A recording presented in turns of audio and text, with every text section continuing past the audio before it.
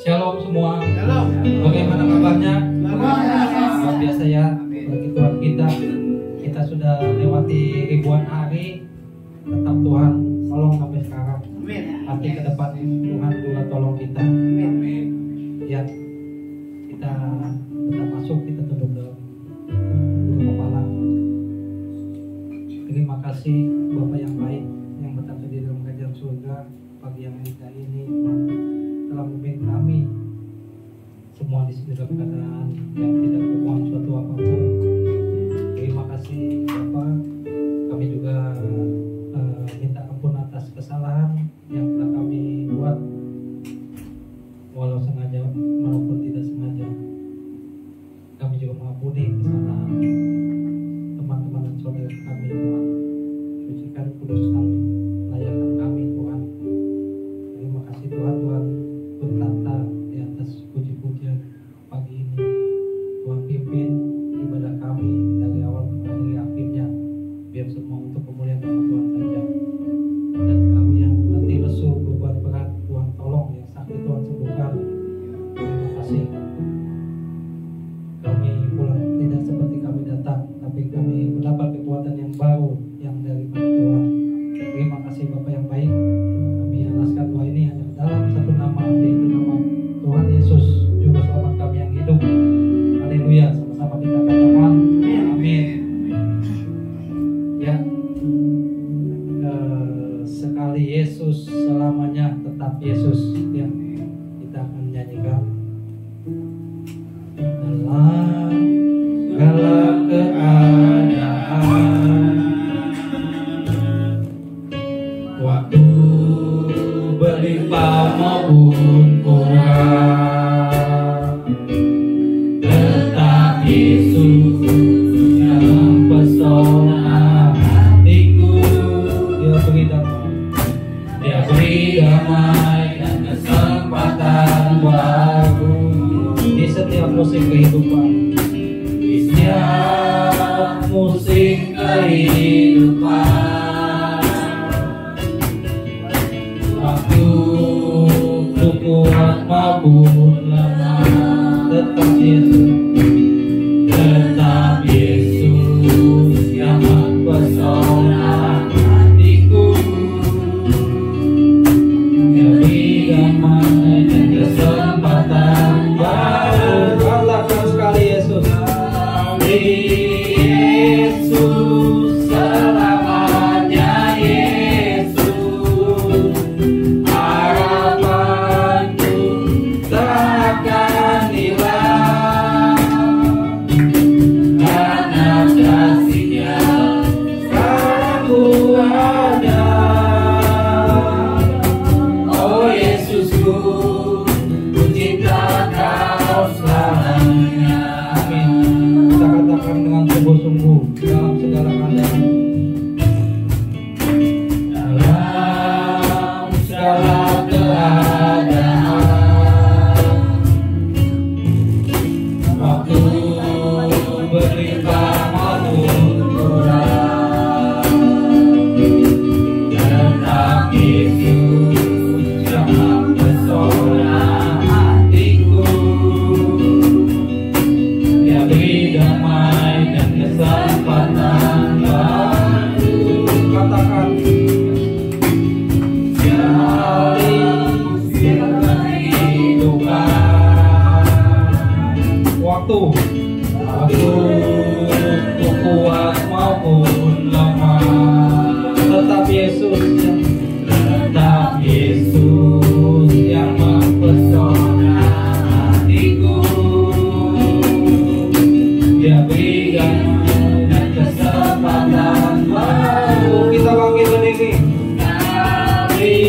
Yesus selamanya, Yesus harapan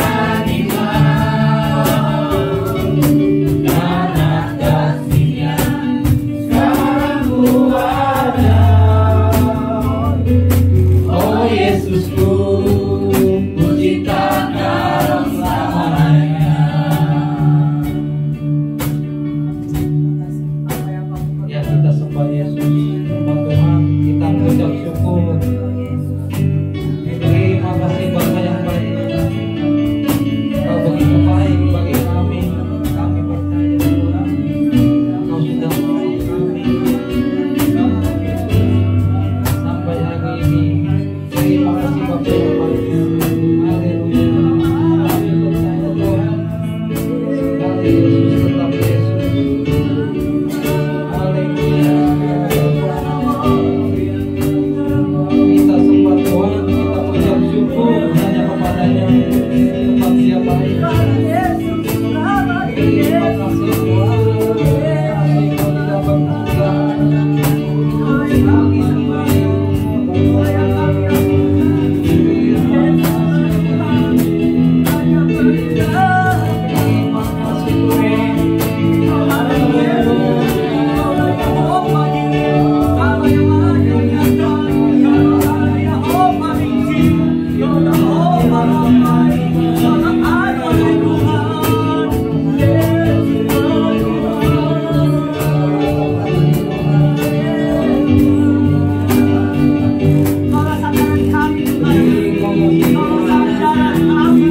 Kami percaya harapan kami tidak akan hilang. Haleluya. Terima kasih Tuhan. Kita katakan kata buat sekali Yesus, selamanya Yesus. Yesus selamanya Yesus. Amin. Sekali Yesus tetap Yesus. Harapanku takkan hilang karena kasih-Nya. Amin. Terima kasih Tuhan. Aku ada. Oh Yesusku, ku cinta Kau selamanya. Katakan, oh Yesusku. Oh Yesusku, ku cinta Kau selamanya. Katakan waktumu. Oh Yesusku, ku cinta Kau selamanya. Mengikuti doa Tuhan. Haleluya. Amin Tuhan. Yesus kami cinta selamanya. Ya, kita kasih salam pada sebelah kita. Katakan Allah itu baik, ya. Allah itu baik bagi kita. Ya, Dia menunjukkan kasih setianya dan menyediakan yang kita perlukan. Sama-sama katakan.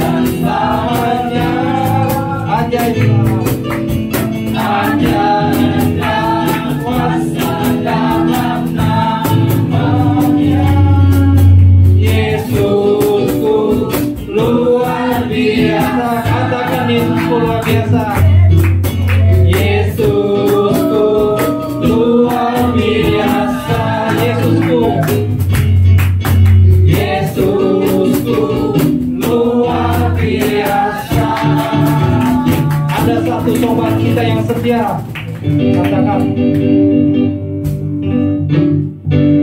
Ada satu yang setia. Amin. Dia tidak pernah tinggalkan. Tak pernah dia tinggalkan diri. Di waktu kita susah, di waktu aku susah, waktu ku sendirian, dia selalu menemani. Katakan namanya Yesus. Namanya Yesus. Namanya Yesus. Nama Yesus. Nama Yesus yang menghibur hatiku. Katakan namanya Yesus. Namanya Yesus. Namanya Yesus. Nama Yesus yang menghibur hatiku. Sekali lagi kita katakan ada satu. Ada satu yang setia. Tak pernah dia tinggalkan. Tak pernah dia tinggalkan diriku. Di waktu aku susah, waktu ku sendirian, dia selalu menemani diriku. Namanya Yesus. Namanya Yesus. Namanya Yesus. Nama Yesus yang menghibur hatiku. Namanya Yesus. Katakan namanya Yesus. Nama Yesus yang menghibur hatiku. Nama Yesus. Nama Yesus yang menghibur hatiku. Nama Yesus yang menghibur. Nama Yesus yang menghibur hatiku. Amin. Nama Yesus yang menghibur hati kita. Silakan duduk, saudara-saudara. Amin. Kita mau selalu terhubung dengan Bapa di surga, dengan Tuhan kita ya. Kita katakan, kasih-Mu layakan seluruh hidupku.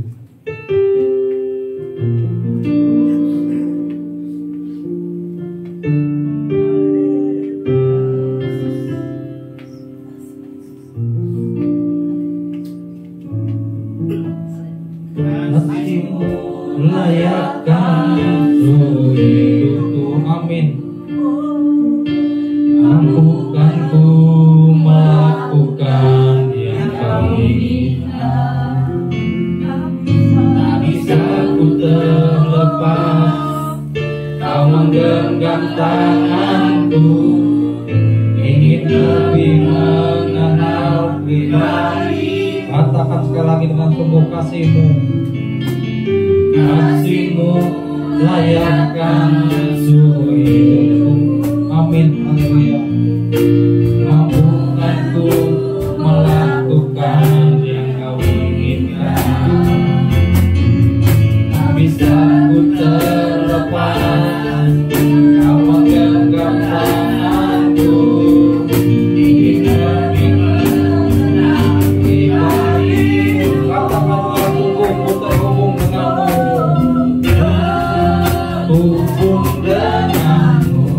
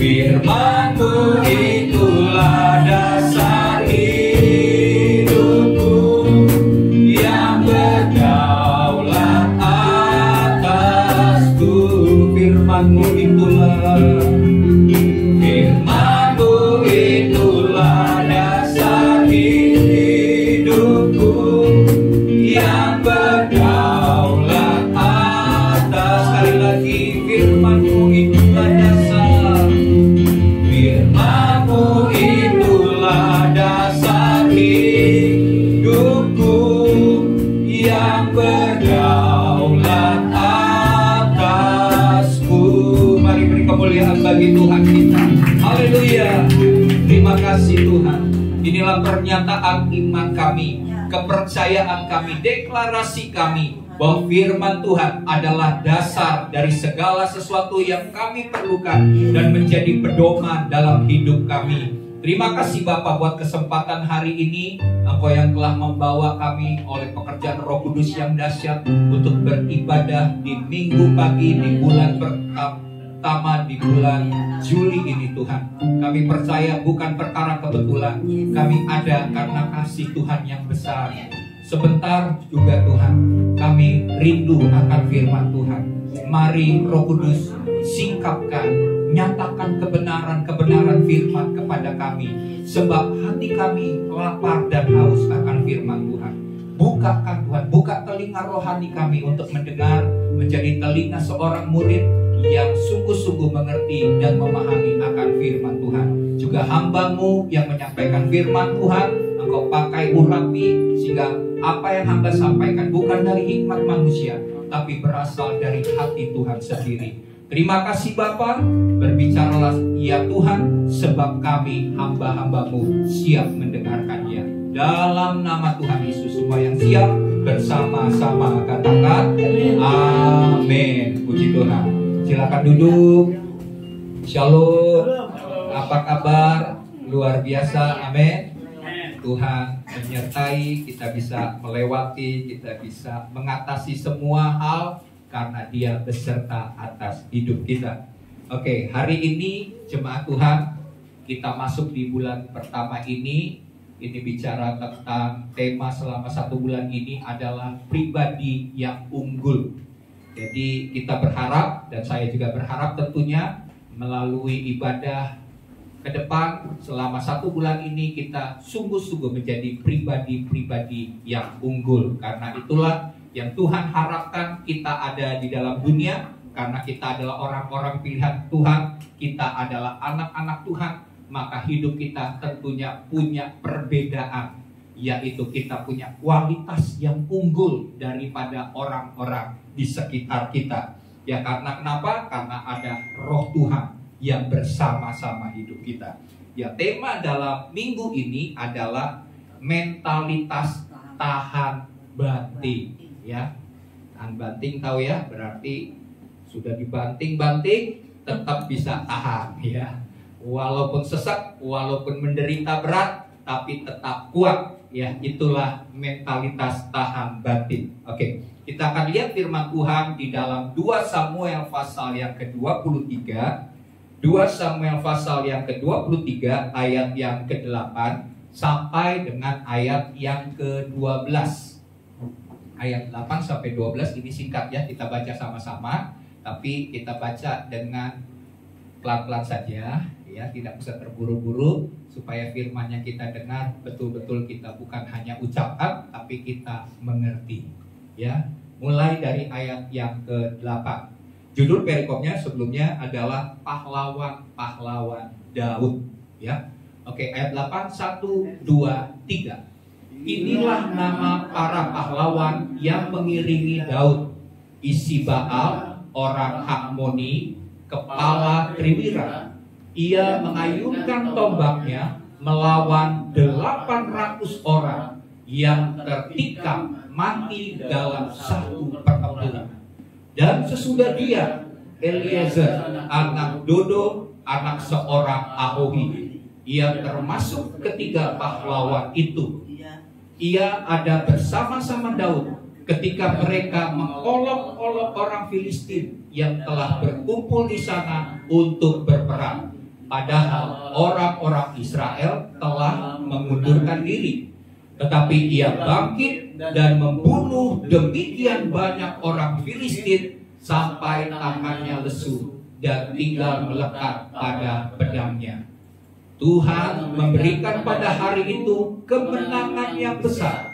Rakyat datang kembali mengikuti dia hanya untuk merampas. Ayat 11. Sesudah ia, Sama anak Age, orang Harari. Ketika orang Filistin berkumpul di Lehi, di sana ada sebidang tanah ladang penuh kacang merah, dan tentara telah melarikan diri dari hadapan orang Filistin. maka berdirilah ia di tengah-tengah ladang itu. Ia dapat mempertahankannya dan memukul kalah orang Filistin. Demikianlah diberikan Tuhan kemenangan yang besar. Oke ya, kita lihat slide-nya. Nah, slide berikut. Nah, di tengah zaman yang penuh tantangan ini, Tuhan membangkitkan pribadi-pribadi yang berani berdiri teguh dalam kebenaran dan demi kesetiaan. Ya, nah pribadi-pribadi ini yang berdiri teguh demi kebenaran, berdiri teguh di dalam kesetiaan, adalah pribadi-pribadi yang disebut memiliki mentalitas yang tahan banting. Apa itu mentalitas yang tahan banting? Mentalitas yang tahan banting itu adalah pribadi yang memiliki sikap hati atau memiliki cara pandang yang kuat dalam menghadapi tekanan. Itu yang pertama. Terus mentalitas yang tahan banting itu juga adalah pribadi yang tidak mudah menyerah. Dan pribadi ini juga adalah pribadi yang mampu bangkit kembali setelah menghadapi kegagalan. Dia bangkit kembali setelah dia mengalami luka-luka. Dia juga bangkit kembali setelah mengalami begitu banyak kekecewaan di dalam hidupnya. Dia bukan pribadi yang putus asa, bukan pribadi yang mudah menyerah, tapi pribadi yang bangkit. Amin. Yang tetap kuat sekalipun harus menghadapi banyak tantangan. Ini bukan pribadi yang hanya bertahan, enggak.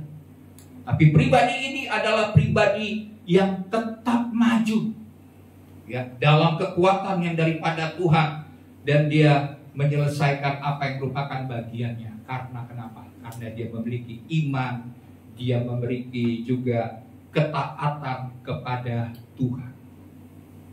Ya. Nah, dalam nats yang kita baca ini, kita diperkenalkan kepada 3 pahlawan Daud. Ini disebut dengan Triwira, 3 pahlawan Daud yang luar biasa. Daud ini sebenarnya punya pahlawan-pahlawan.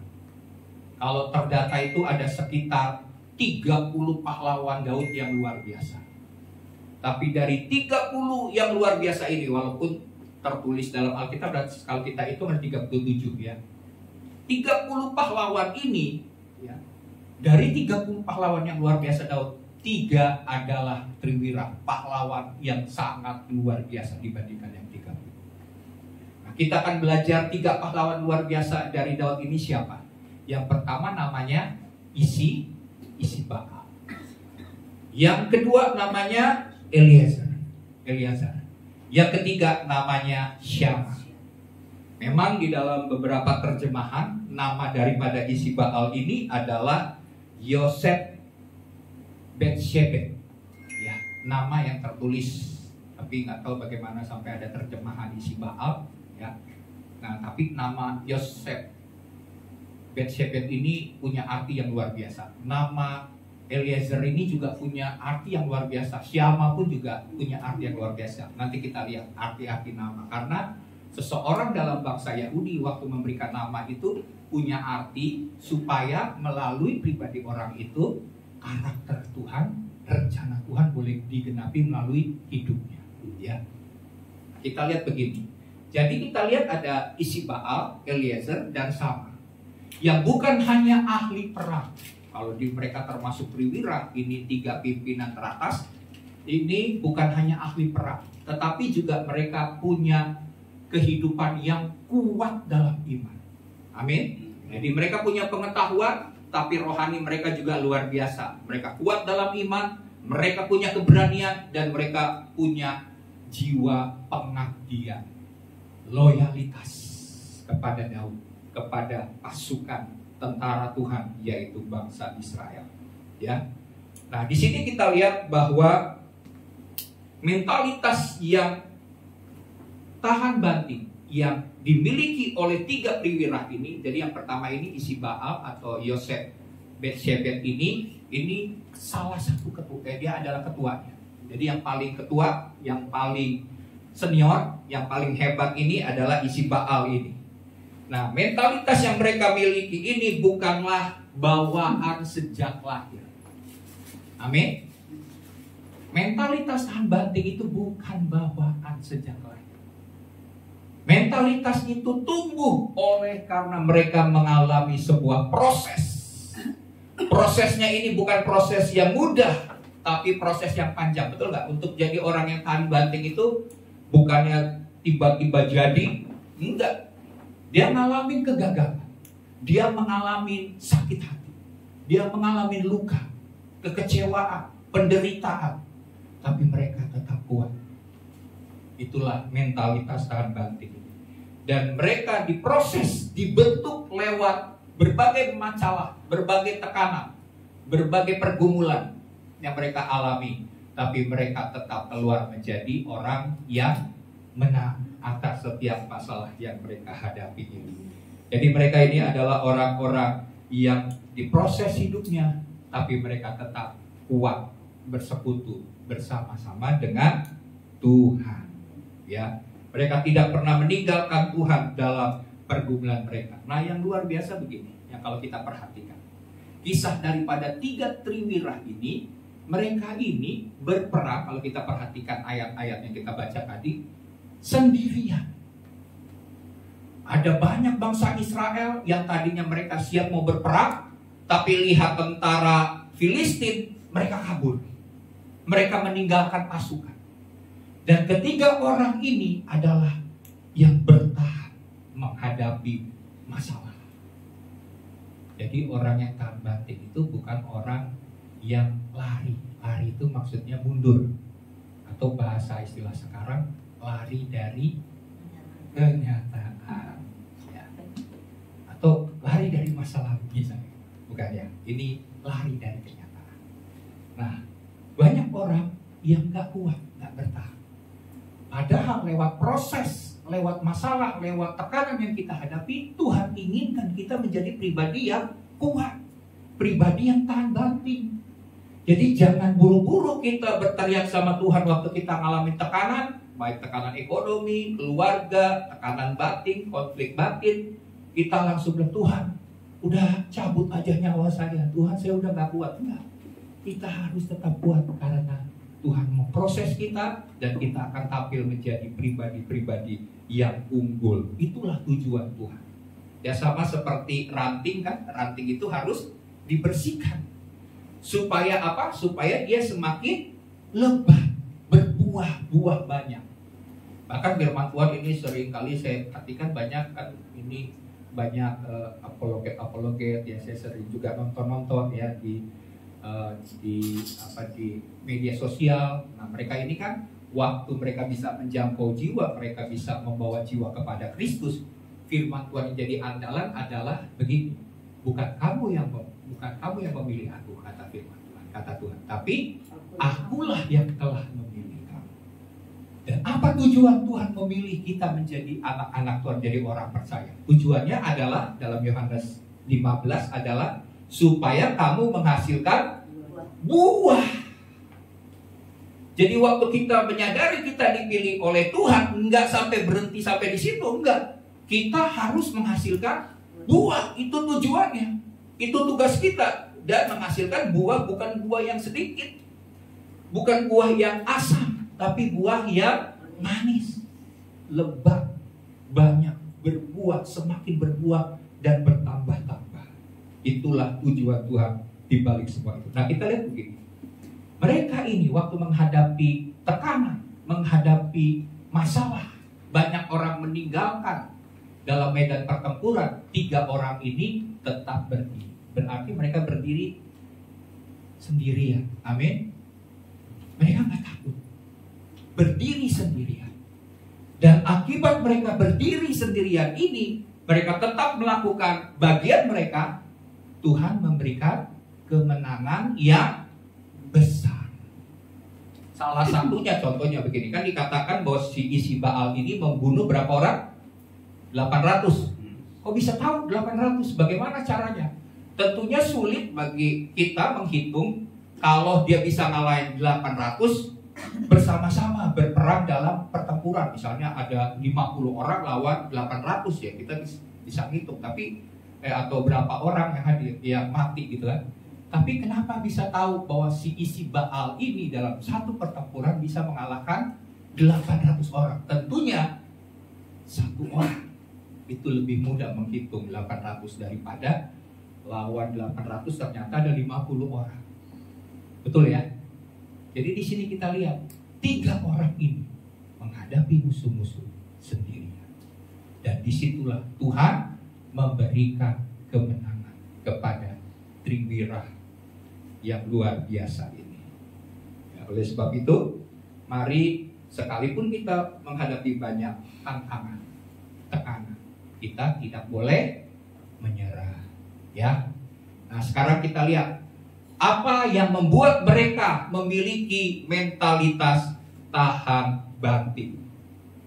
Ya, yang pertama kita langsung lihat apa yang membuat mereka bisa tahan banting. Yang pertama, mereka belajar, atau kita juga belajar melalui hidup mereka ini. Kita harus belajar untuk gigih.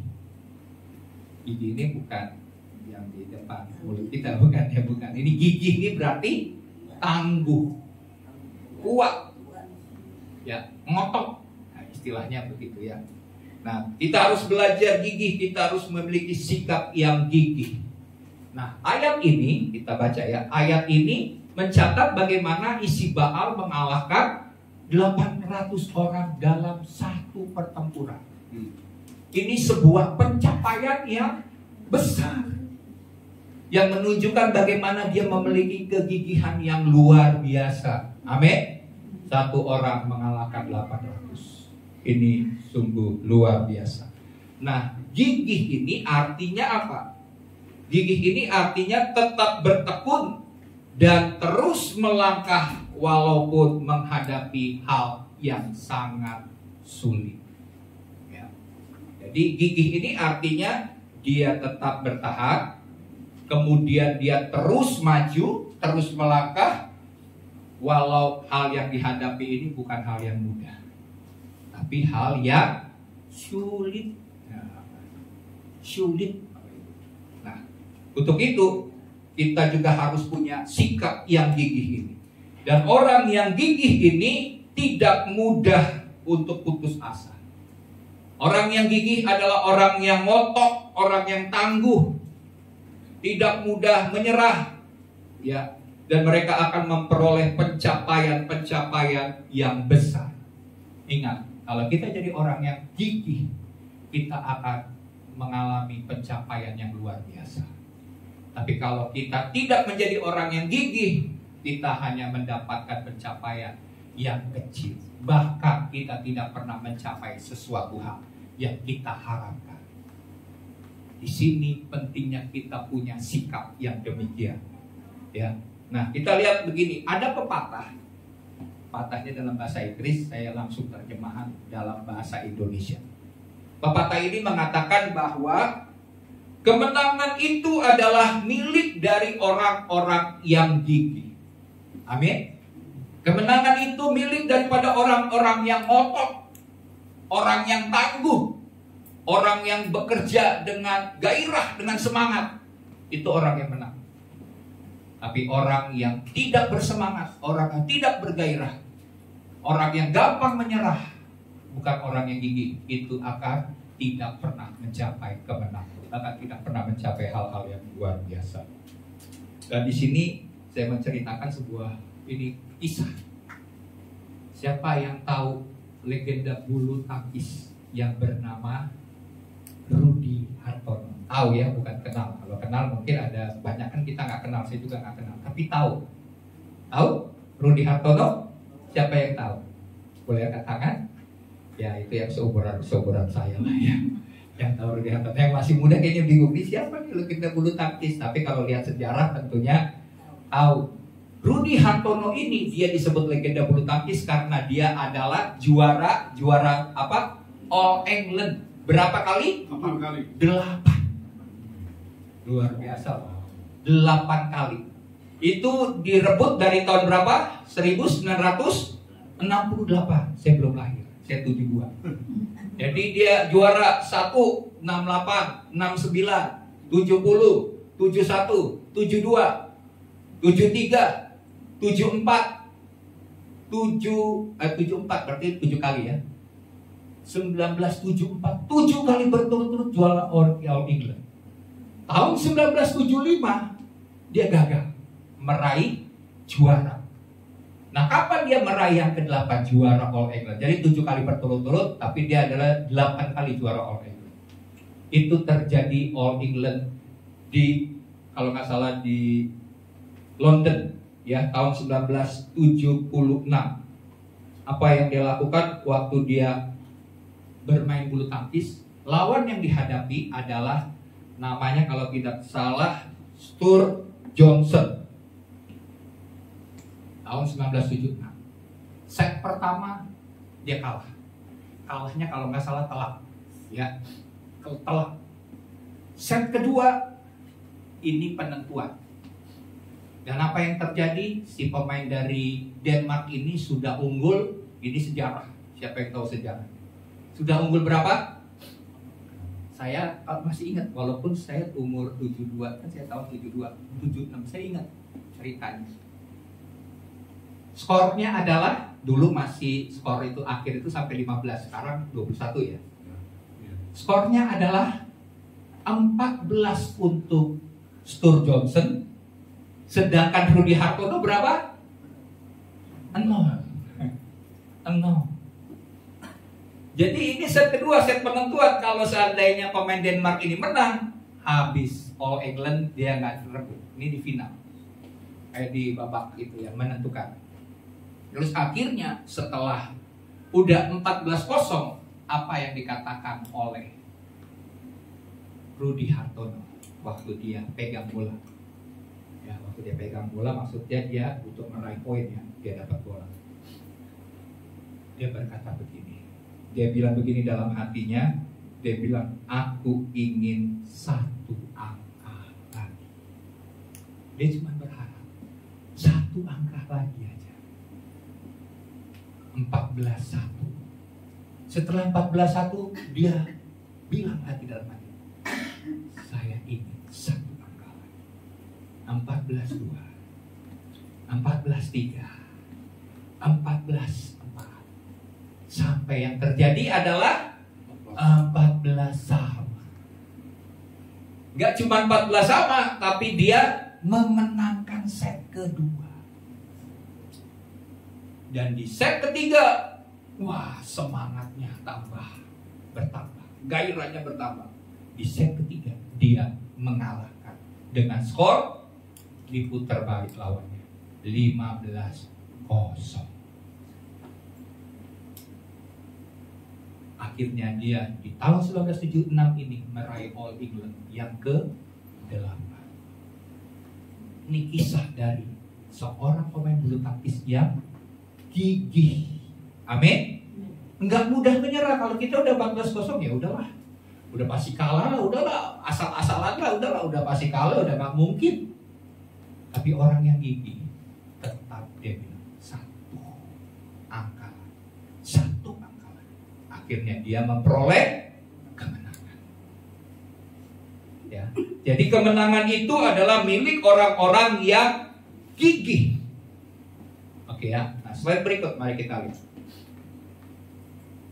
Orang yang gigih itu memiliki keberanian, garis bawahi, atau kita sama-sama katakan keberanian. Amin. Dalam menghadapi tantangan. Bahkan ketika tantangan itu adalah hal yang besar di depannya.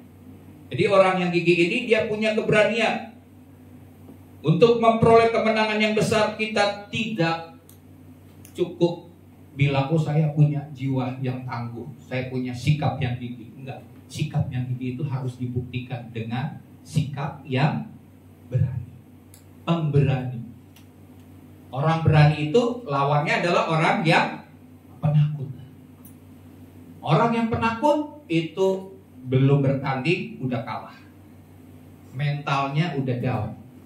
Tapi orang yang berani dia nggak takut, sekalipun yang dilawan adalah sesuatu yang besar atau raksasa. Daud itu adalah orang yang pemberani. Jadi sikap gigih ini harus dibuktikan dengan memiliki sikap pemberani.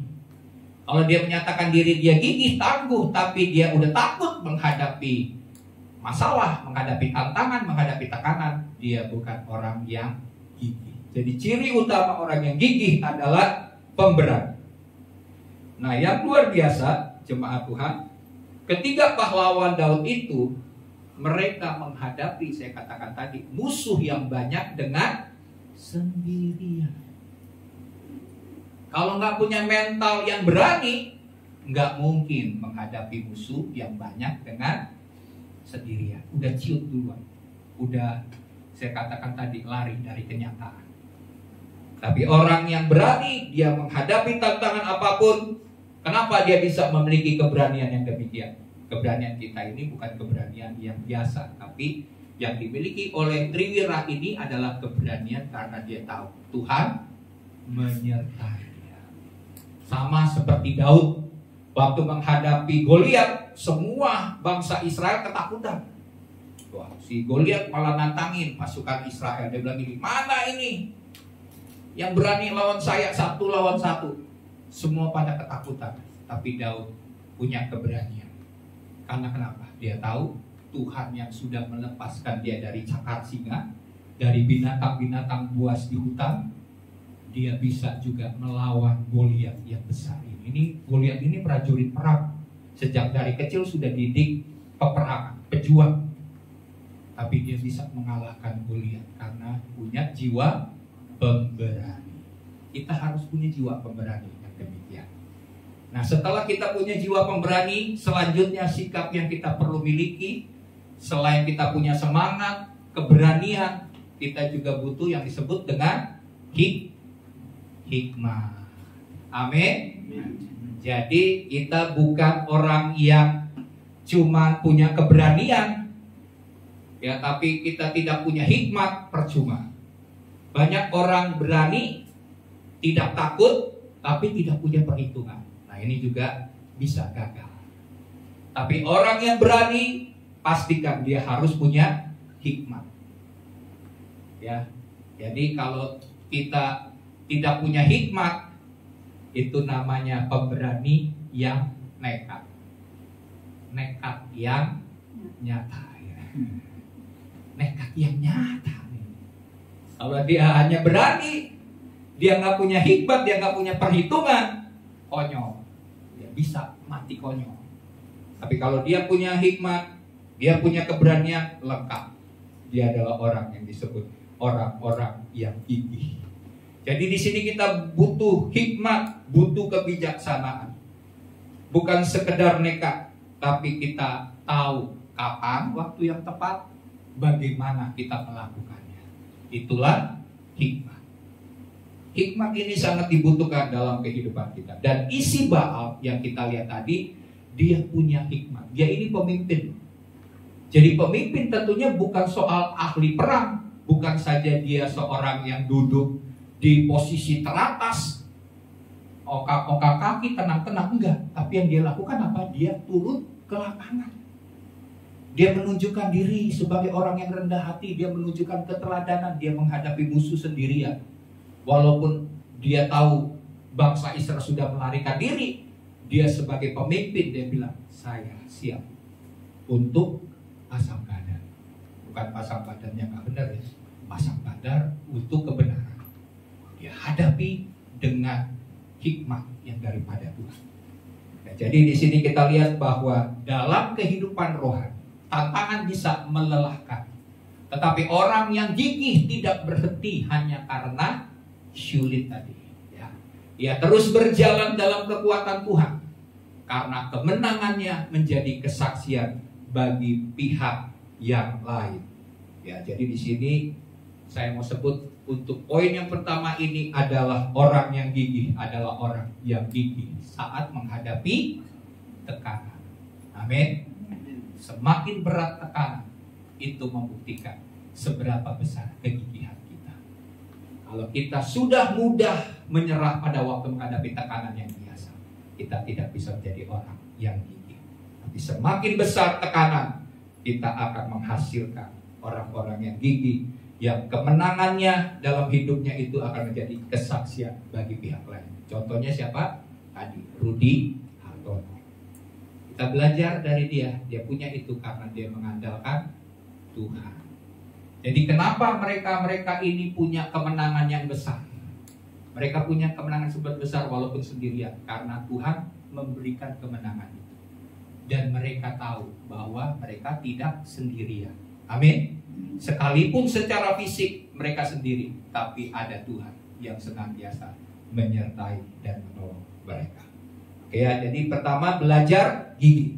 Yang kedua kita belajar tunduk atau taat. Mari kita lihat nih ayatnya di dalam ayat yang ke-10, 9 dan 10. Kita akan baca ayat ini.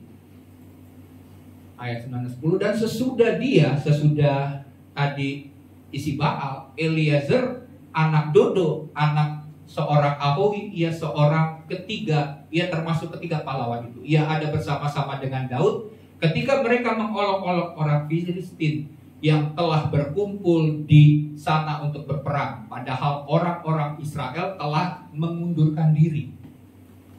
Tetapi ia bangkit dan membunuh demikian banyak orang Filistin sampai tangannya lesu dan tinggal melekat pada pedangnya.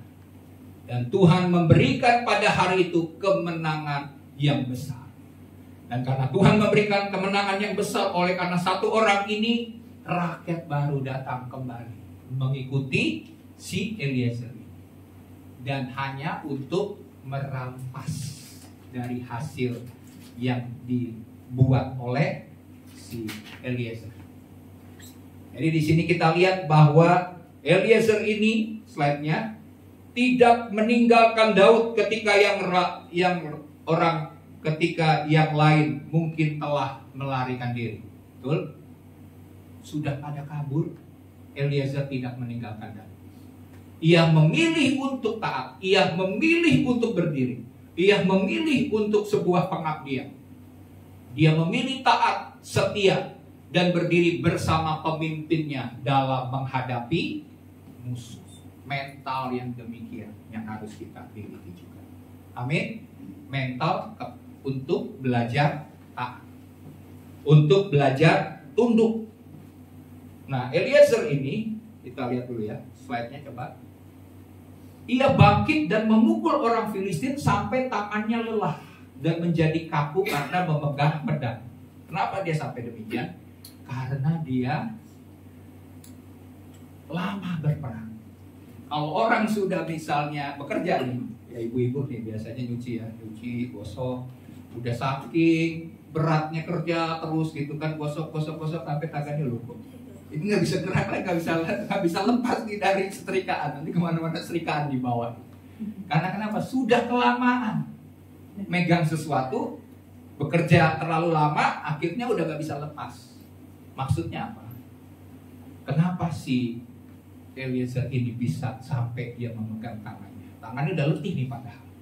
Terus dia juga kaku. Kenapa dia bisa membunuh banyak musuh? Oleh karena Tuhan yang memberi kekuatan. Jadi di sini dia bisa bangkit, dia bisa memukul orang Filistin walaupun tangannya sudah kaku dengan pedangnya ini. Dia bisa melakukan karena kekuatan yang supranatural, kekuatan yang daripada Tuhan. Jadi Eliezer tidak hanya hadir, tetapi aktif bertindak bahkan sampai kelelahan. Tuhan tidak mencari yang paling kuat, ya. Oke, jadi kita lihat dulu nih.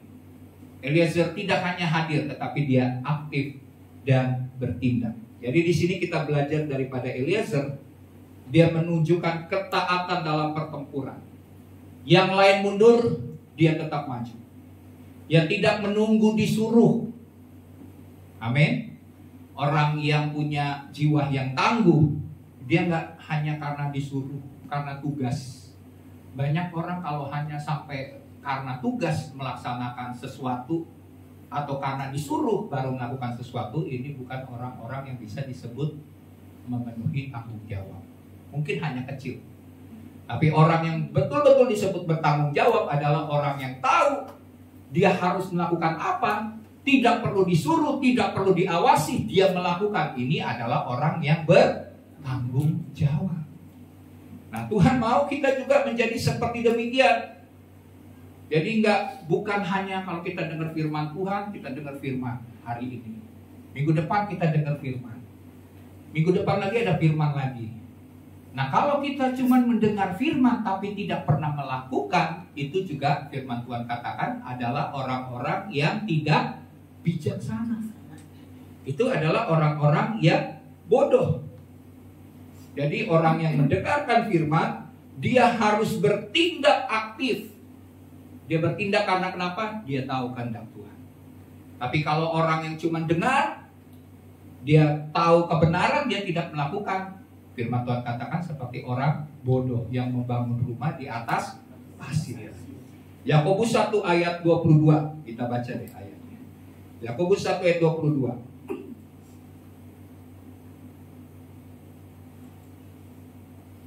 Tetapi hendaklah kamu menjadi pelaku firman. Amin. Katakan, tetapi hendaklah kamu jadi pelaku. Bukan hanya pendengar saja. Sebab jika tidak demikian, kamu sedang menipu dirimu sendiri. Kita nipu orang gampang mungkin. Tapi tidak kita sadari, kita bisa menipu diri kita sendiri. Waktu kita tidak melakukan firman Tuhan. Ini lebih menakutkan, lebih kejam. Ya, kalau orang ketipu, ya udah itu urusan orang lain. Tapi kalau diri kita ketipu karena kita tidak melakukan apa yang baik, apa yang Tuhan inginkan, apa yang Tuhan perintahkan, kita sedang menipu diri kita sendiri. Bagaimana mungkin kita mau menipu diri kita sendiri? Betul kan? Kita nggak mau kan menipu diri kita sendiri. Nah, orang yang menipu dirinya sendiri adalah orang yang tidak mendengarkan firman Tuhan. Nah, yang luar biasa, waktu Eliezer ini dikatakan kan tangannya melekat pada pedang. Berarti dia tidak mengandalkan kekuatannya sendiri, tapi mengandalkan kekuatan dari Tuhan. Nama Eliezer ini artinya adalah Allah adalah penolongku. Jadi arti nama Eliezer ini adalah Allah adalah penolong. Jadi dia tahu bahwa pertolongan yang dia lakukan, segala hal yang dia lakukan, pertolongannya itu datang dari Tuhan. Nah, demikian juga waktu kita menjadi orang-orang yang tangguh, orang-orang yang memiliki mentalitas tahan banting, kita taat karena kita tahu Allah menolong. Amin. Allah menyertai. Sama seperti Abraham. Abraham itu taat. Amin. Banyak orang mengatakan, wah di Alkitab nggak ada kata taat. Siapa bilang? Abraham itu taat. Ya, waktu dia dengar firman Tuhan, firman Tuhan katakan kepada Abraham, Abraham, besok kamu harus mempersembahkan Ishak di gunung itu, di bukit Gunung Muria. Firman Tuhan katakan pagi-pagi benar. Waktu dia dengar firman Tuhan itu, dia tidur, besoknya pagi-pagi benar dia taat melakukan apa yang Tuhan perintahkan, mempersembahkan Ishak. Ini luar biasa bicara soal ketaatan. Jadi ketaatan itu mendatangkan berkat yang luar biasa.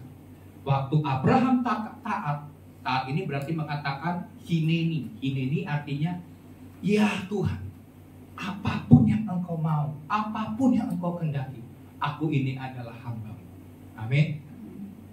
Aku melakukannya karena aku mencintai Engkau. Itu artinya taat. Hati yang demikian, sikap hati yang taat, sikap hati yang tunduk ini adalah sikap yang menyenangkan hati Tuhan. Dan ada berkat-berkat yang luar biasa yang Tuhan sediakan atas orang-orang yang hidup dalam ketaatan. Yesus memberikan teladan, ya, waktu dia taat, bahkan rela mati untuk mati di atas kayu salib. Yesus rela. Dia taat mengikuti perintah Bapa, padahal dia juga berdoa kepada Bapa di surga. Dia bilang, Bapa, sekiranya cawan ini lalu daripada, tapi bukan kehendak-Ku yang jadi, melainkan kehendak-Mu saja yang terjadi. Dia tahu waktu dia taat, dia rela mati di atas kayu salib. Ini adalah jalan satu-satunya untuk umat Tuhan ditebus dosa-dosanya dan memperoleh anugerah keselamatan. Jadi begitu pentingnya ketaatan di hadapan Tuhan. Ya. Dan contohnya begini, ada firman yang mengatakan begini, laki-laki dan perempuan itu sama seperti gambaran daripada Kristus dengan jemaat. Sebagaimana Kristus mengasihi jemaat, demikian jemaat harus apa? Tunduk kepada Kristus. Tunduk itu artinya taat. Kenapa kita harus tunduk? Dan kenapa kita harus taat? Di dalam firman Tuhan yang lain dikatakan begini, tunduklah kepada Allah, baru lawanlah iblis, maka dia akan lari dari hadapan. Jadi bagaimana supaya iblis bisa lari dari hadapan kita? Bagaimana supaya iblis bisa kita taklukkan?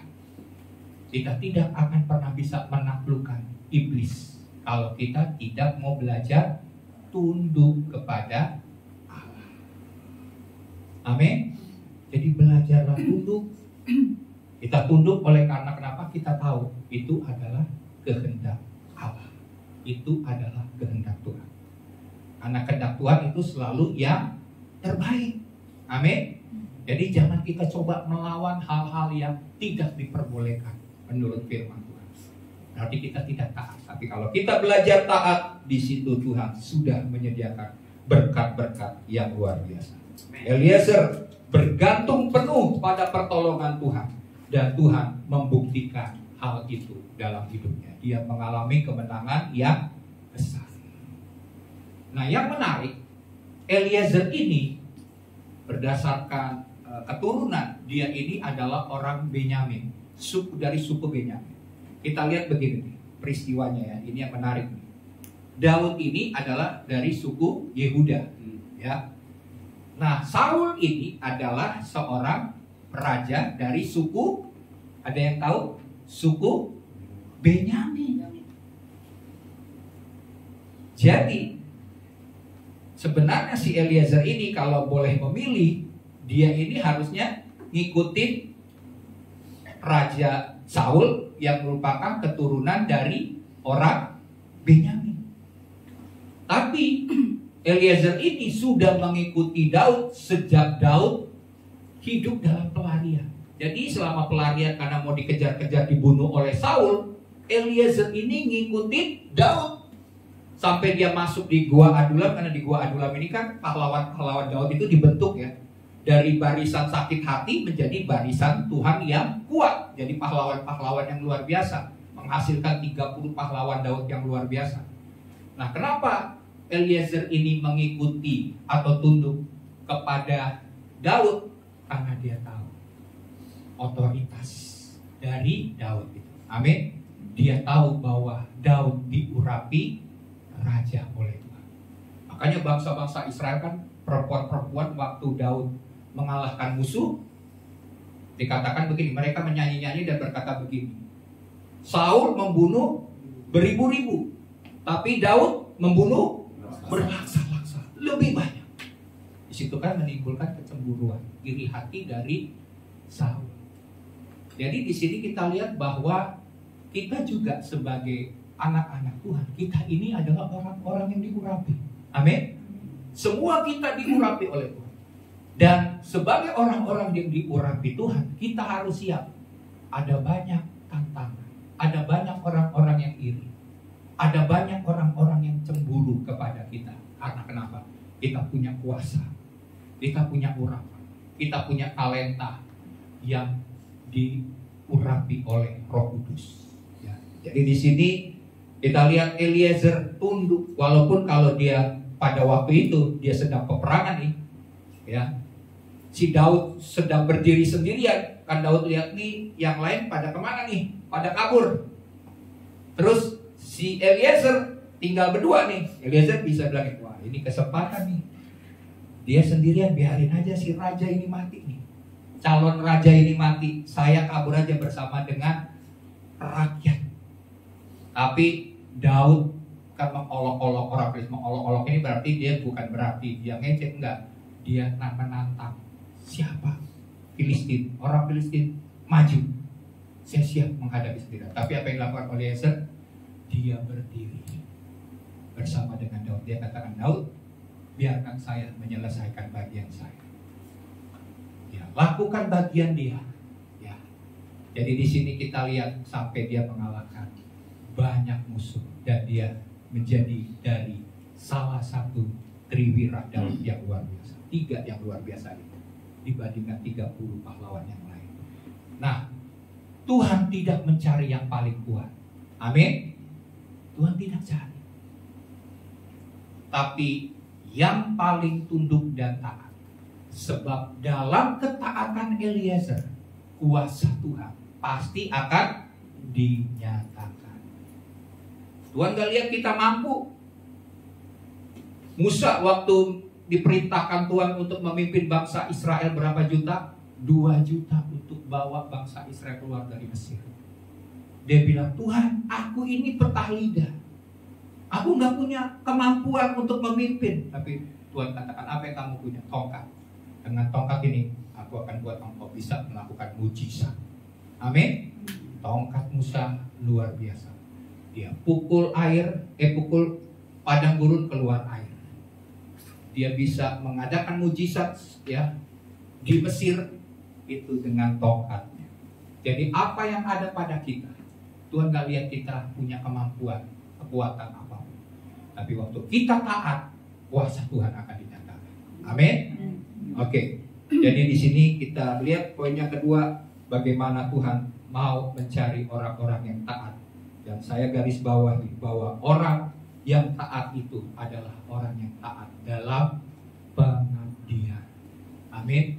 Pengabdian, pengorbanan itu sesuatu hal yang mahal. Tapi ada harga yang Tuhan perhitungkan dalam setiap pengabdian, yaitu kemenangan yang besar atas hidup kita. Tuhan bukan Tuhan yang tidak memperhitungkan segala jerih lelah kita. Amin. Tuhan perhitungkan semua pengabdian kita oleh karena ketaatan kepada firman Tuhan diperhitungkan oleh Tuhan. Tuhan gak pernah tutup mata. Amin. Dia mencurahkan berkat-berkat. Karena kenapa? Orang yang taat akan memperoleh berkat yang besar dari Tuhan. Yang ketiga, yang terakhir. Yang ketiga, belajar setia. Di dalam ayat 11 dan 12 firman Tuhan berkata begini. Ayat 11 saya baca ya. Sesudah dia, Syama, anak Age, orang Harari, ketika orang Filistin berkumpul di Lehi, di sana ada sebidang tanah ladang penuh kacang merah. Dan tentara telah melarikan diri dari hadapan orang Filistin. Maka berdirilah ia di tengah-tengah ladang itu. Ia dapat mempertahankannya dan memukul kalah orang Filistin. Demikianlah diberikan Tuhan kemenangan yang besar. Nah, kita lihat slide-nya. Ladang kacang itu bukan medan peperangan yang megah. Amin. Tetapi sama tetap bertahan. Ia setia pada bagian kecil yang dipercayakan kepadanya. Kita lihat begini. Ladang kacang ini adalah ladang kacang merah. Betul kan? Ini bukan ladang yang besar. Ini bukan istana yang harus dipertahankan. Ini bukan benteng yang harus dipertahankan supaya musuh tidak masuk. Enggak. Kalau istana, benteng ini sesuatu yang penting, yang harus dijaga. Tapi ini hanya sebuah ladang kacang merah. Buat apa sih sama? Mempertahankan sesuatu. Tapi dia tahu bahwa dia harus setia kepada bagian kecil yang dipercayakan oleh Tuhan kepadanya. Amin. Dia dipercayakan untuk mempertahankan ladang ini. Dan waktu dia sedang lihat ini ladang, mungkin teman-teman yang lain yang bersama-sama dengan dia waktu dia lihat musuh begitu banyak, orang-orang Israel pada bilang, udah kita ngapain sih mempertahankan ini cuma ladang, kerebut juga nggak rugi kita. Tapi apa yang dilakukan oleh siapa? Dia lihat ini adalah bagiannya. Amin. Sekalipun kecil bagian yang dipercayakan Tuhan, saya mau melakukannya karena ini bagian saya. Mengapa Syama punya pemikiran demikian? Dia setia menjaga ladang kacang karena ia tahu bahwa dia tidak pernah menganggap remeh tanggung jawab yang dipercayakan Tuhan. Amin. Yang dipercayakan kepada dirinya, walaupun itu hanyalah tanggung jawab yang kecil. Sebab ia tahu bahwa ketika ia setia di bagian kecil yang merupakan bagian bagi dirinya, disitulah dia juga sudah ambil bagian untuk menggenapi rencana Tuhan yang besar. Amin. Sekalipun dia lakukan bagian kecil, dia tahu yang kecil ini penting. Karena kenapa? Ini bagian dari rencana Tuhan yang besar.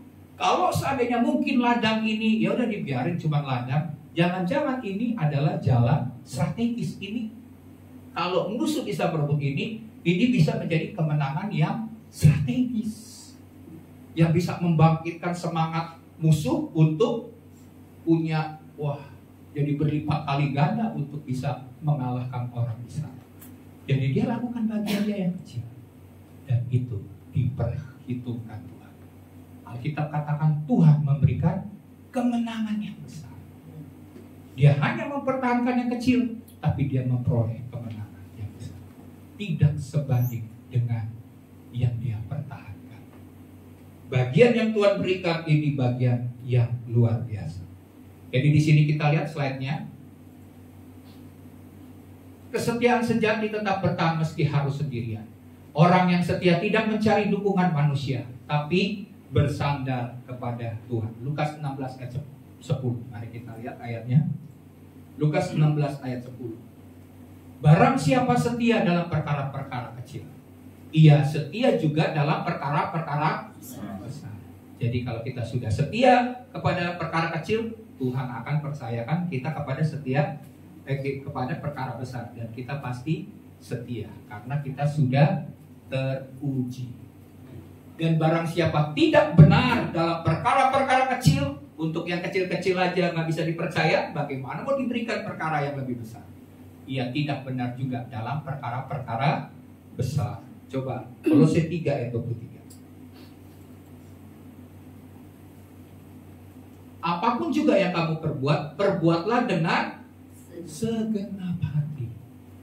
Amin. Bukan karena terpaksa, bukan karena ini udah tugas, ya udah tugas kenapa nggak dilakukan. Amin.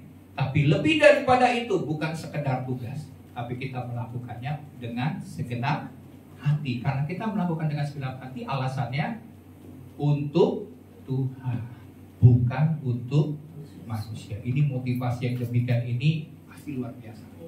Coba orang bekerja nih, dia lakukan dengan segenap hati, dengan fokus. Dia mau untuk membuat usahanya ini jadi berhasil, jadi besar, sukses. Ini adalah orang yang melakukannya, apalagi didasari oleh untuk Tuhan. Untuk orang yang sakit, untuk keluarga, untuk anak-anak yang kita perlu hidupi, kita bisa melakukan hal demikian dengan segenap hati. Apalagi untuk Tuhan. Bukan hanya upah kita di sini, tapi upah besar di sorga.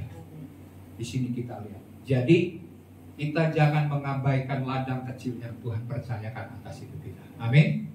Mungkin itu ladangmu adalah keluarga. Mungkin ladangmu itu adalah di pekerjaanmu. Mungkin ladangmu itu adalah pelayananmu. Ya. Nah, apakah kita sedang menanti tugas yang besar? Tapi kita lupa bahwa Tuhan menilai kesetiaan di bagian yang kecil. Jadi jangan dulu berpikir tugas yang besar. Kalau kita tidak setia kepada perkara yang kecil, kita tidak pernah dipercayakan Tuhan tugas yang besar. Nah, yang luar biasa arti nama Syama ini artinya adalah Tuhan hadir. Jadi Syama menyadari namanya itu, sehingga dia katakan, dimanapun ladang saya, dimanapun Tuhan mempercayakan saya melakukan bagian saya tahu saya harus membawa kehadiran Tuhan. Amin. Demikian juga orang Kristen, dimanapun kita bekerja, kita harus tahu kita ini adalah anak-anak Tuhan. Kita harus buat suasana di pekerjaan kita ada hadirat Tuhan. Kita harus tahu di tengah keluarga kita mungkin penuh dengan gejolak, penuh dengan permasalahan, keributan. Tapi kita tahu Tuhan hadir melalui hidup saya. Saya harus membawa kehadiran Tuhan dalam keluarga saya. Jadi Syamah menyadari bahwa dia adalah tanda kehadiran Tuhan. Ya, representatif daripada kehadiran Tuhan. Ya. Dan itu dia menyadari hal itu sehingga dia melakukan bagiannya sekalipun kecil. Jadi poin yang ketiga ini adalah setia dalam hal kecil. Saya menutup sebelum kita lihat. Oke, ada sebuah kesaksian atau kisah, ceritanya begini. 3 menit atau nggak sampai ya. Ada sebuah film yang berjudul Hacksaw Ridge. Tahun 2016 film itu keluar. Hacksaw Ridge, tahu filmnya? Kisahnya adalah tentang seorang dari Amerika bernama Desmond Doss. Desmond Doss ini, dia ini adalah seorang Advent hari ke-7. Jadi salah satu kepercayaan dari orang Advent ini, dia tidak boleh, selain gak boleh makan daging, dia gak boleh membunuh, betul kan? Sehingga waktu diwajibkan militer, dia ambil bagian posisinya adalah dia ambil menjadi seorang para medis. Dia hanya buat nolong-nolong orang yang sakit aja, yang sakit dalam peperangan, dia para medis. Tapi waktu di wajib militer itu diajarin pegang senjata begitu ya. Tapi karena dia bilang, wah saya punya iman mengatakan saya nggak boleh membunuh. Jadi saya nggak mau belajar menembak, saya nggak mau belajar pegang senjata. Wah dia diomelin, wah dibilang ini pengkhianat negara, wah udah jelek. Tapi mau nggak mau dia juga karena dia bersedia jadi para medis, ya udah. Kalau kamu mati itu urusanmu, udah dibuat untuk kamu bisa pegang senjata, tapi kamu nggak mau. Udah, akhirnya dia maju ke medan peperangan. Dia ditempatkan di sebuah medan pertempuran di Okinawa. Dan waktu itu, waktu dia ada di situasi itu, perang ya, dia berada di medan perang itu. Dan ada saat peperangan terjadi sampai malam.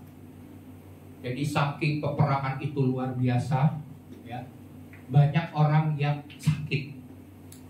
Dan dia sebagai para medis pada waktu itu hidup. Dan dia masih lihat, wah, jadi pas waktu malam dia tidur, terus pada waktu pagi dia lihat masih banyak tentara-tentara Amerika yang masih hidup.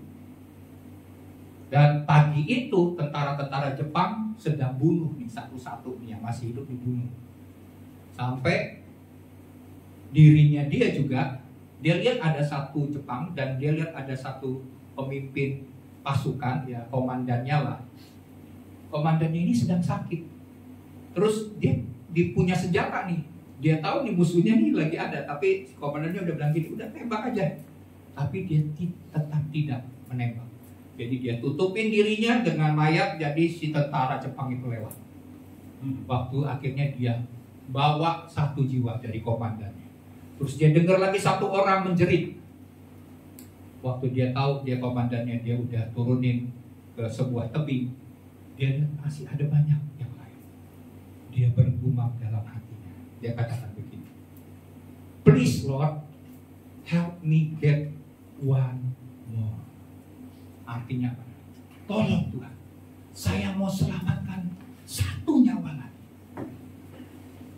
Dia lakukan, dia tolong satu. Ya cerita filmnya itu drama ya, drama jadi pasti seru gitu ya. Satu sampai tertotal 75 orang diselamatkan. Dia tidak pernah menggunakan senjata untuk membunuh musuhnya. Bahkan ada musuhnya, waktu dia masuk ke sebuah goa, musuhnya ini sedang sakit, sedang terkena, sedang terluka. Yang dilakukan apa? Dia mengobati luka daripada musuhnya orang Jepang. Dan dia menjadi sebuah kesaksian. Kesaksiannya apa? Dia setia dengan perkara kecil. Amin. Dia bilang satu lagi, satu nyawa lagi, satu nyawa lagi. Dia nggak terasa, padahal dia udah lelah. Total 75 orang. Akhirnya dia mendapat penghargaan dari Amerika, dari Presiden Truman, kesetiaannya dengan perkara yang kecil, sederhana.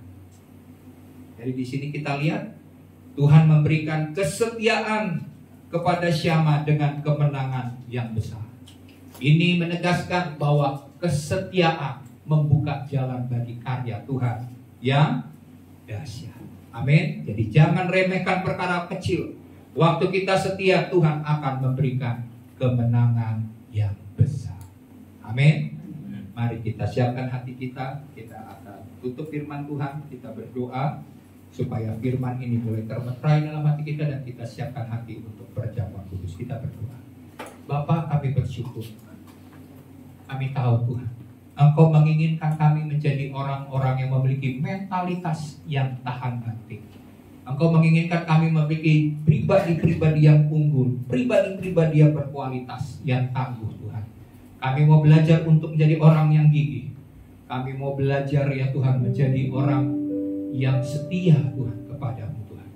Kami juga mau belajar Tuhan seperti Eliezer Tuhan, untuk melakukan hal-hal yang Tuhan inginkan sebagai anak-anak-Mu, untuk senantiasa belajar, tunduk dan taat kepada firman Tuhan. Kami percaya jika kami melakukan prinsip-prinsip yang demikian, kami belajar dari 3 triwira, 3 pahlawan Daud ini, maka kami juga akan menjadi orang-orang yang bermental baja Tuhan, yang Tuhan inginkan, sehingga kami kuat menghadapi tekanan, tetap bangkit, tetap maju, dan terus melakukan bagian kami dengan setia. Terima kasih Bapa, meteraikan firman-Mu dalam hati kami, dan kami akan melihat jika kami menjadi pelaku daripada firman Tuhan. Kami taat melakukan firman Tuhan, bagian yang besar, kemenangan-kemenangan yang besar Tuhan sediakan bagi kami. Meteraikan firman dalam hidup kami, dalam nama Tuhan Yesus. Dan jika sebentar kami akan menerima persekutuan kami dengan tubuh dan darah Tuhan, kami tahu Bapa, Engkau telah berkorban bagi kami. Melalui persekutuan ini, biarlah kami boleh bersekutu bersama dengan saudara-saudara seiman bahwa kami adalah anggota tubuh Kristus, di mana Yesus yang menjadi kepala. Dan terutama kami juga bersekutu melalui tubuh dan darah Tuhan, sehingga kami bersekutu dengan Tuhan. Engkau hidup dalam kami hidup dan tinggal di dalam Tuhan. Sehingga hidup kami bukan kami lagi, bukan keinginan kami lagi, tapi kami hidup bagi Tuhan. Sebab keinginan-keinginan kami adalah keinginan untuk hidup menyenangkan hati Tuhan. Terima kasih Bapa, terima kasih Tuhan. Mari kita siapkan roti dan anggur yang sudah kita terima. Mari kita bangkit berdiri.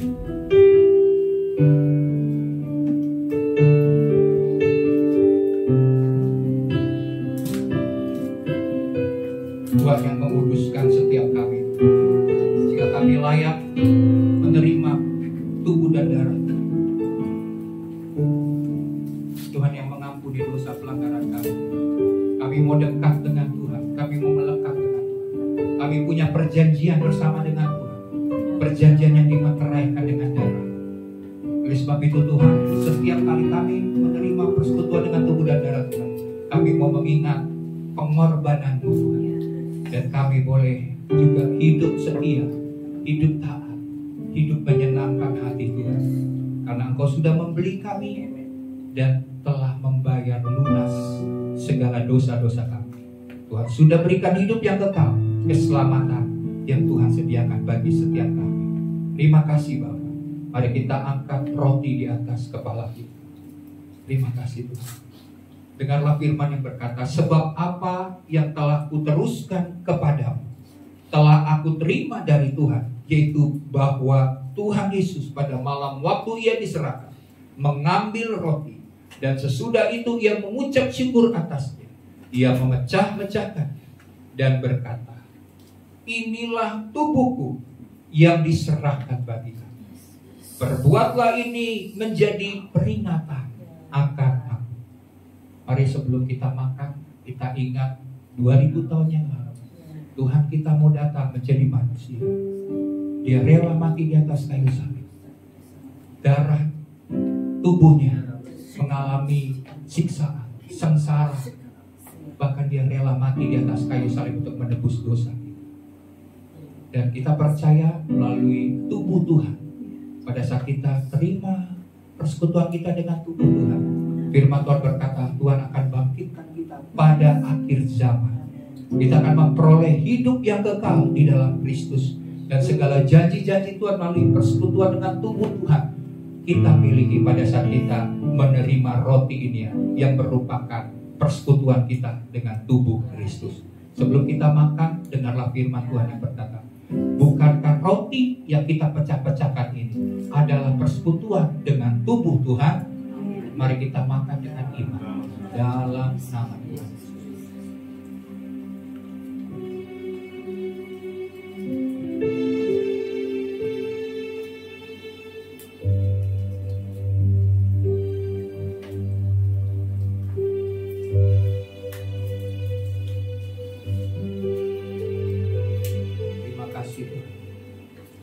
Terima kasih Tuhan.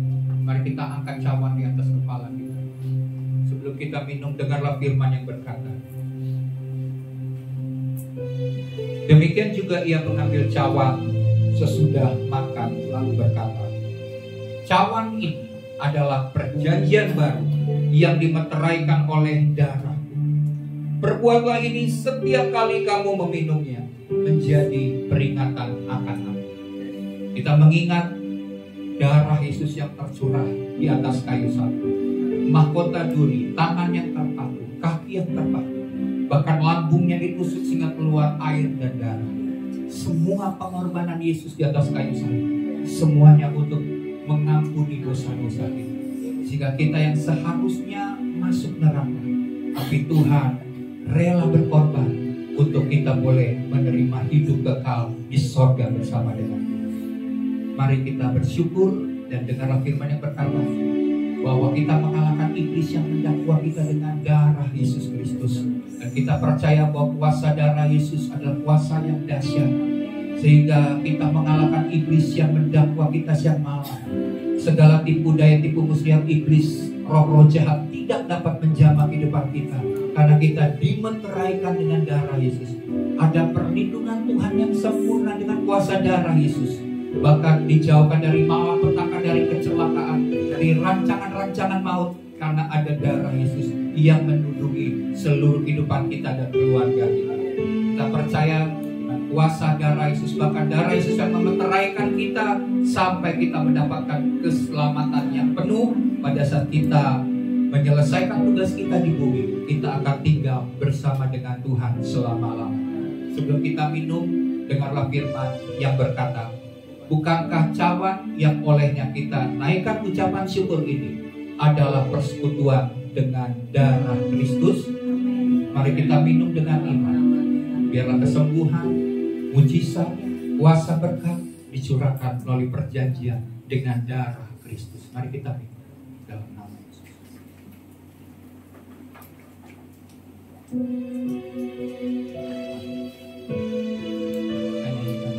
Oleh kuasa darah bisa serahkan saat ini. Oleh kuasa darah-Mu, Kau telah tebus dosaku. Kekudusanmu melingkupiku, kasih-Mu mengalir memulihkan hidupku. Bersamamu Kau selamatkan hidupku. Menjadi ciptaan yang baru oleh kuasa darah-Mu. Haleluya. Terima kasih kepada Kepala atas firman yang sudah memberkati kita semua. Kiranya Tuhan memberkati pengembangan kesehatan, keuangan dan pelayanan dimanapun berada. Amin. Ya, sebentar kita akan memberikan persembahan. Berhubung kita mau merayakan Natal, mulai minggu ini kita akan mengadakan persembahan 2 kali. Kita tunduk kepala. Terima kasih Bapak yang baik atas firman yang kami.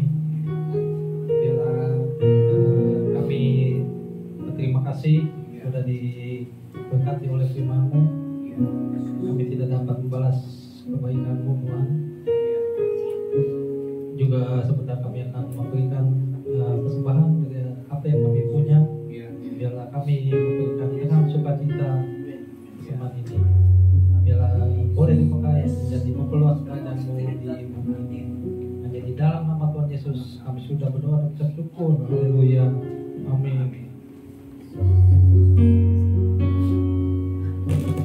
Ya, kita akan mempersentuh hatiku. Sentuh hatiku, ubah hidupku menjadi yang baru, bahkan emas yang murni kau membentuk rencana hatiku. Apa yang kau mengerti? Ajarku mengerti sebuah kasih yang selalu memberi, bahkan air mengalir yang tiada pernah berhenti.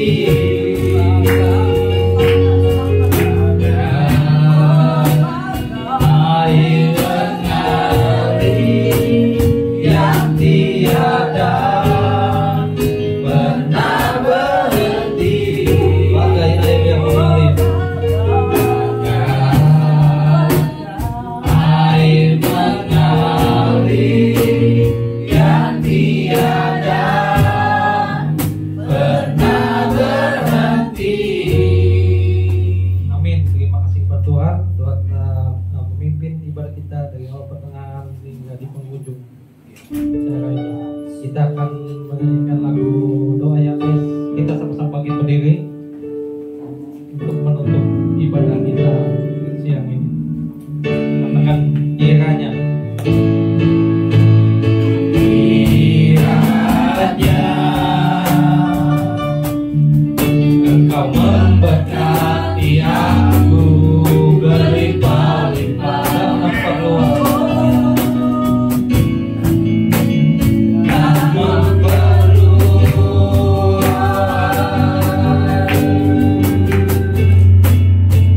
daerahmu. dan kiranya Dan kiranya Kamu menyertai aku dan melindungi aku daripada malapetaka, Amin. Haleluya. sehingga kesakitan tidak menimpa aku. Sekali lagi kita katakan kiranya Engkau memberkati aku, saya undang aku pada.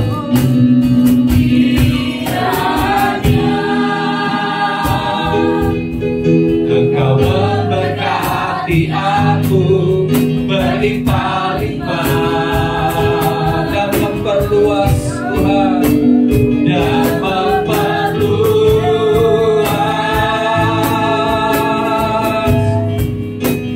Dengan iman katakan kiranya Tuhanku. dan kiranya Tanganmu menyertai aku dan melindungi. Kami percaya Tuhan. Amin. Daripada malapetaka, Sehingga kesakitan tidak menimpa kami. tidak menimpa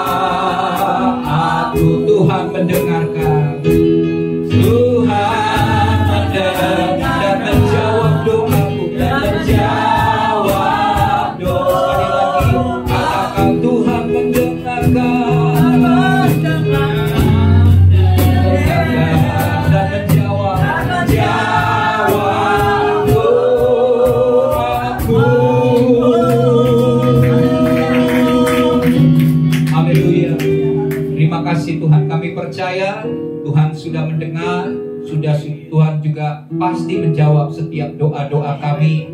Biar perlindungan Tuhan, penyertaan Tuhan, pemeliharaan Tuhan terjadi atas hidup kami.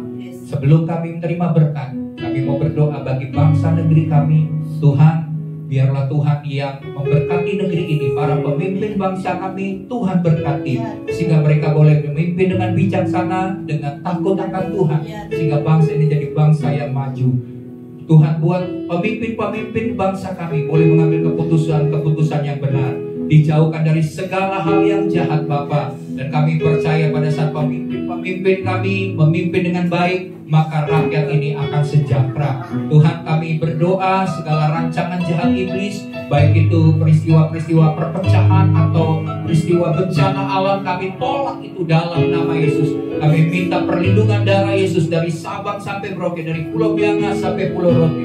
Biarlah negeri ini aman, sejahtera, diberkati Tuhan. Tanahnya, hasil kekayaan alam dapat membuat rakyat ini boleh menikmati dan menjadi sejahtera Tuhan. Semua hal yang terbaik Tuhan sediakan atas bangsa kami dapat dikelola Tuhan. Kami berdoa Tuhan, semua tangan-tangan jahat yang coba mencuri akan kekayaan bangsa kami ikat, kami hancurkan segala rancangan itu dalam nama Yesus. Terima kasih Bapak, TNI dan Polri Tuhan berkati untuk dapat membuat negeri ini aman Tuhan. Terima kasih Bapak. Terlebih kami percaya keamanan kami ada di dalam perlindungan Tuhan saja. Dan sebelum kami akan pulang, kami mau terima berkat-berkat yang daripada-Mu. Terima kasih Bapak.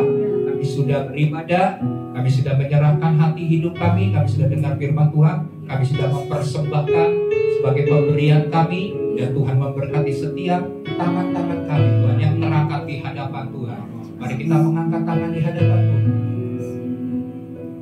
Dan firman Tuhan berkata, Tuhan memberkati kehidupanmu, memberkati keluargamu, memberkati pekerjaanmu, memberkati apa yang kau kerjakan dengan kedua tanganmu. Tuhan memberkati pelayananmu, sehingga segala sesuatu yang kau kerjakan Tuhan buat berhasil dan beruntung. Janji Tuhan, Tuhan akan membawa engkau naik, tidak menjadi turun, engkau akan menjadi kepala dan bukan menjadi ekor. Bahkan Tuhan akan melindungi engkau, diluputkan dari segala hal yang jahat, dari segala malapetaka, dari segala mara bahaya, dari segala sakit penyakit, dari segala wabah. Tuhan meluputkan kami semua dari hal-hal yang demikian. Dan Tuhan menyinari engkau dengan wajah-Nya, yang memberikan kepada kita kasih karunia yang semakin berlimpah-limpah. Bahkan Tuhan akan menghadapkan wajah-Nya kepadamu dan memberikan engkau damai sejahtera yang melampaui segala akal, sehingga kita akan senantiasa tenang di tengah segala gejolak, di tengah segala permasalahan. Kami aman, kami tenang bersama dengan Tuhan. Dan segala janji-janji berkat yang Tuhan sediakan, yaitu berkat yang terbaik daripada Bapa Surgawi, kasih karunia, kasih setia, rahmat daripada Tuhan Yesus Kristus, dan persekutuan dengan Roh Kudus yang tinggal, yang berdiam, yang akan terus menuntun langkah-langkah hidupmu, sehingga engkau akan berjalan di dalam jalan-jalan kemenangan, berjalan dalam janji-janji Tuhan yang luar biasa. Kita tetap taat, setia, tetap melakukan firman Tuhan, dan hidup dalam kekudusan, hidup dalam kebenaran, sampai Yesus Kristus datang kedua kali menjemput setiap kita. Kita akan diangkat di awan-awan yang permai. Kita akan tinggal bersama-sama dengan Tuhan di sorga. Semua kita yang percaya dan diberkati dan telah menerima berkat Tuhan, mari kita bersama-sama katakan amin.